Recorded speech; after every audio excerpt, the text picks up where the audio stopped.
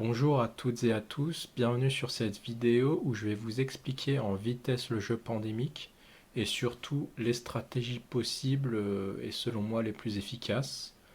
Et je vais vous montrer mes statistiques de jeu. Donc Pandémique est un jeu coopératif dont le but va être de trouver les 4 remèdes des maladies rouges, noires, bleues et jaunes avant d'être à court de cartes joueurs ou d'être à court de cubes d'une maladie d'une même couleur ou bien que 8 éclosions aient lieu. Chaque tour de jeu, les joueurs pourront effectuer 4 actions. Ils peuvent se déplacer sur une ville, retirer un cube, échanger des cartes, découvrir un remède, construire une station de recherche. Et donc faire 4 actions, ils peuvent retirer 4 cubes, se déplacer 4 fois par exemple. Donc à la fin du tour, on va tirer des cartes joueurs qui vont dans la main du joueur. Et après, on va tirer des cartes propagation et ajouter un cube maladie aux villes correspondantes. Mais si on a tiré une carte joueur épidémie, on va tirer une carte propagation du dessous du paquet propagation, ajouter 3 cubes à la ville correspondante, mélanger la défausse propagation avant de tirer les cartes propagation. Maintenant, je vais vous parler des stratégies possibles pour gagner à Pandémique. De manière générale, il y a deux stratégies. On peut bien sûr faire un mixte des deux. On va soit se concentrer sur traiter les villes possédant 3 cubes pour éviter les éclosions, soit se concentrer sur l'échange de cartes pour découvrir des remèdes rapidement. Personnellement, je vais préférer la première stratégie car généralement on perd souvent à cause des éclosions. On va se retrouver dans une situation où deux villes qui sont reliées par une ligne blanche ont 3 cubes chacune, et si on a un peu de malchance, on va tirer du paquet propagation une de ces deux villes, ce qui va provoquer une réaction en chaîne. En éclosant, on ne peut pas poser de quatrième cube, donc l'autre ville va aussi éclore et on va poser encore plus de cubes à des villes juste à côté. Donc on va se retrouver avec plein de villes au même endroit avec un, 2 ou 3 cubes. Et une prochaine éclosion vers cet endroit peut provoquer facilement 3 ou 4 éclosions d'un coup. Donc ça te fait généralement perdre la partie. Et ça c'est le cas si on n'a pas utilisé la stratégie numéro 1. Plus on va laisser de villes avec 3 cubes, plus au fil de la partie, il y a des chances que les cubes se cumulent au même endroit. Le seul vrai problème de la première stratégie qui est de se concentrer sur les villes avec 3 cubes, c'est que si on a de la malchance, on peut se retrouver dans ce genre de situation où tout le monde a des cartes jaunes et noires et on continue de piocher les cartes de ces couleurs-là. Pour rappel, on a une limite de 7 cartes en main et il faut 5 cartes d'une même couleur pour trouver un remède. Donc on va devoir se débarrasser de cartes potentiellement très utiles. Et le premier remède, il peut arriver beaucoup trop tard dans la partie. Bon là c'est un exemple poussé à l'extrême, ça m'est jamais arrivé car il y a 12 cartes de chaque couleur, une carte par ville en fait. Si on pioche 8 cartes jaunes dès le début comme ça, on a très peu de chances que chaque personne continue à tirer des cartes jaunes. Mais ça montre qu'on peut aussi se retrouver dans des situations problématiques, même avec cette stratégie-là.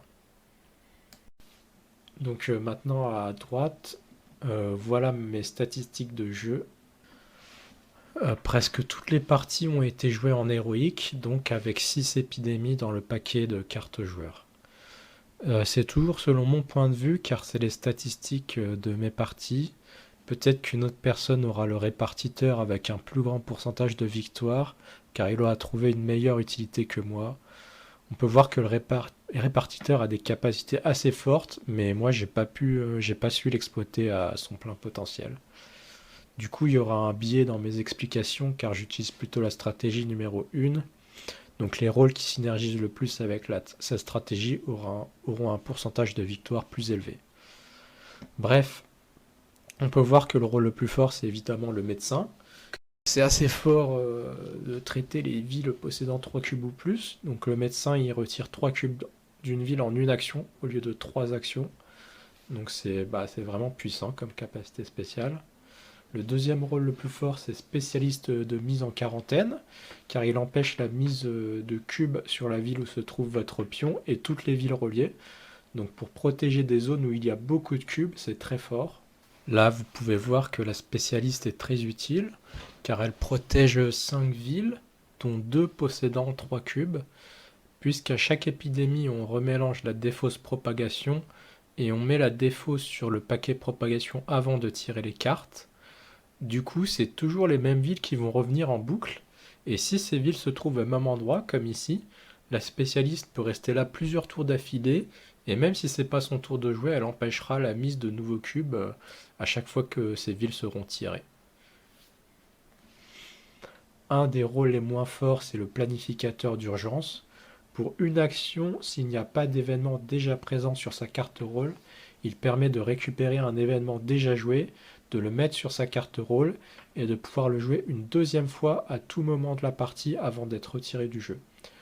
Donc il faut savoir qu'il y a seulement 5 cartes événements sur 59 cartes joueurs et la plupart des événements ne sont pas si puissants que ça.